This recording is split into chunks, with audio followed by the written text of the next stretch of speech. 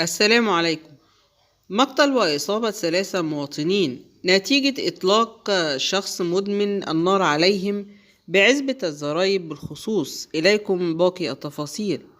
أوضح مصدر أمني أنه تم القبض على أحد الأشخاص له معلومات جنائية من معتادي تعاطي المخدرات لقيامه بإطلاق النيران بشكل عشوائي بمنطقة الزرايب بدائرة مركز شرطة الخصوص في القليوبية. وأشار المصدر أن الحادث بدأ نتيجة لخلافات مالية مع آخرين، مما أسفر عن وفاة أحد المواطنين وإصابة 2 آخرين، وتم السيطرة على الموقف ومنع المواطنين من التعدي عليه، وتم اتخاذ الإجراءات القانونية، وتولت النيابة العامة التحقيق.